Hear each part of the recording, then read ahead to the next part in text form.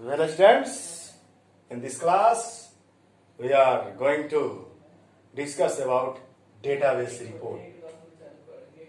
A report summarizes or displays the information in a systematic format that is suitable for viewing or analyzing. तो database जो report है data को summarise कर देता है, उसको छोटा में कर देता है ना, नीट और क्लीन वे में सजा देता है, जिससे इंफॉर्मेशन जो होता है सिस्टमेटिक फॉर्मेट में अरेंज हो जाता है, जो कि सूटेबल हो जाता है किसके लिए, देखने के लिए, और उसको एनालाइज करने में या प्रिंट करने में आसानी हो जाती है. Reports are used to represent the data in a more understandable form.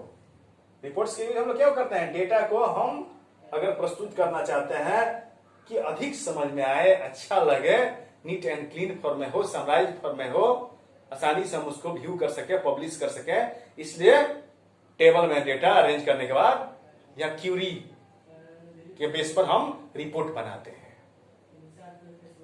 Report is a component of database that display and represent data in a table in a more understandable form. तो हम उस data को table में ही arrange करते हैं report के माध्यम से, लेकिन वह डेटा अधिक समझने लायक हो जाता है, अधिक मीनिंगफुल हो जाता है, इसलिए रिपोर्ट हम बनाने के बाद वह डेटा किसी के पास सौंप सकते हैं. Now I tell about the method of creation a report, creating a report using wizard. Report तो ऐसे कई तरह से बनाते हैं, डेटा शीट व्यू या नॉर्मल रिपोर्ट या विजार्ड के थ्रू बना सकते हैं, या हम डिजाइन व्यू से बना सकते हैं. तो आपको बारी-बारी से बताएंगे. इस समय मैं आपको विजार्ड के थ्रू बता रहा हूं रिपोर्ट बनाने के लिए. To create a report by wizard, open the table. वो टेबल तो ओपन होना चाहिए जिसके आधार पर आप रिपोर्ट बनाना चाहते हैं. Click on the reports icon from the database window. Database window पर रिपोर्ट आइकन पे क्लिक करेंगे, है ना, रिपोर्ट टैब पे क्लिक करेंगे, या क्रिएट में जाने के बाद रिपोर्ट टैब पे क्लिक करेंगे. Click on the option use wizard to create report. तो बहुत सारे ऑप्शन खुलेंगे. जब रिपोर्ट पे हम क्लिक करेंगे टैब पे, तो बहुत सारे आइकन खुलेंगे जिसमें हम चूज करेंगे use wizard to create report. Wizard के थ्रू रिपोर्ट बनाने के लिए इस ऑप्शन पे क्लिक करते हैं. Select the table from the database. Database से टेबल सेलेक्ट कर लेंगे किस टेबल पर हम रिपोर्ट बनाना चाहते हैं. Select the field from available fields. और जब हम टेबल को सेलेक्ट करेंगे तो उसके बहुत सारे फील्ड्स से रिलेटेड जो बना हुआ है एक लेआउट खुलेगा, है ना. तो उसको हमको क्या करना है, सेलेक्ट द ये fields from the label fields.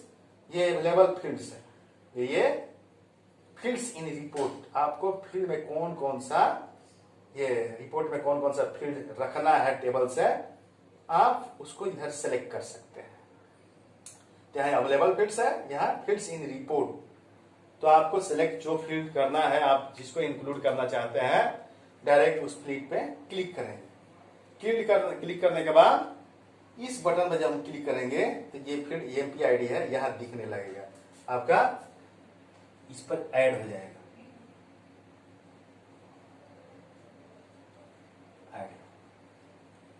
उसी तरह बारी बारी से जो लाना चाहते हैं, आप सेकेंड एमपी नेम लाना चाहते हैं, इस पर क्लिक करेंगे.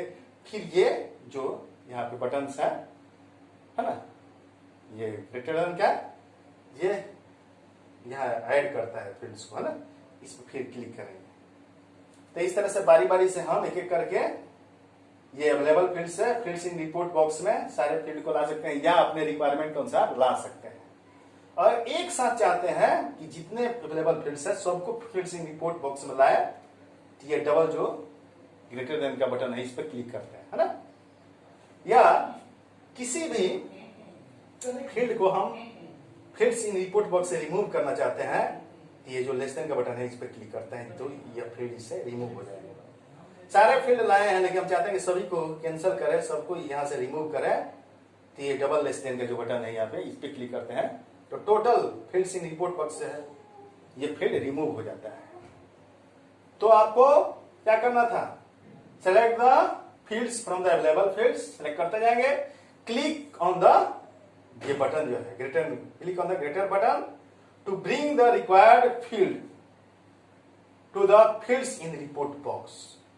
तो एक एक हम फील्ड को इस बटन पे क्लिक कर करके और फील्ड्स इन रिपोर्ट बॉक्स में लाते जाएंगे। लास्ट में किसके आधार पर आप ये फील्ड्स फील्ड के आधार पर आप रिपोर्ट बनाना चाहते हैं, वो भी हम चाहे तो सिलेक्ट कर सकते हैं, या चाहे तो हम शॉर्टिंग भी यहां कर सकते हैं असेंडिंग या डिसेंडिंग ऑर्डर में, और नहीं तो सीधे आप क्या करें, click on the finish button, finish button में क्लिक करेंगे, रिपोर्ट का नाम सेव कर लेंगे, रिपोर्ट का जो भी नाम हमसे मांगेगा, रिपोर्ट का जो नाम देना चाहते हैं उसको सीधे टाइप करेंगे, Ctrl+W करेंगे, हमारा रिपोर्ट सेव हो जाएगा।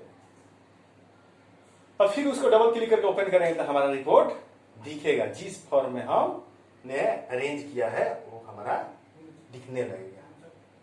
तो इस तरह से विजार्ड के हेल्प से हम लोग रिपोर्ट आसानी से बना सकते हैं। इसमें स्टेप बाय स्टेप आपके लेआउट्स खुलते हैं, है ना, आपके इंटरफेस खुलते हैं, जिसके मदद से हम आसानी से रिपोर्ट बना सकते हैं। और डेटाबेस के ये सारे कंपोनेंट होते हैं, table, form, query, report, micro, module, pages, ये सारे कंपोनेंट्स हैं। तो सबसे बेसिक कंपोनेंट है टेबल। टेबल से हम लोग डेटाबेस में डेटा एंटर करते हैं, क्वेरी से हम लोग किसी खास क्राइटेरिया के आधार पर डेटाबेस से डेटा फाइंड कर सकते हैं, फॉर्म बनाते हैं कि हम उस टेबल में फिर डेटा आसानी से एंटर कर सके, और रिपोर्ट बनाते हैं कि हम उस डेटा को समराइज कर सके, उसको नीट एंड क्लीन और सिस्टमेटिक ऑर्डर में जैसा चाहे हम उसको व्यू कर सके, एनालाइज कर सके, इसके आधार पर हम लोग रिपोर्ट बनाते हैं। तो आज की क्लास में आपको विजार्ड के थ्रू रिपोर्ट बनाने के लिए जो बताया गया है, इसको स्टेप बाय स्टेप अपने कॉपी में नोट करके और रिपोर्ट का डेफिनेशन याद करेंगे। अगले क्लास में मैं आपको डिजाइन व्यू से रिपोर्ट बनाने के लिए बताऊंगा। तब तक यहीं पे कक्षा का समापन होता है। धन्यवाद, नमस्कार।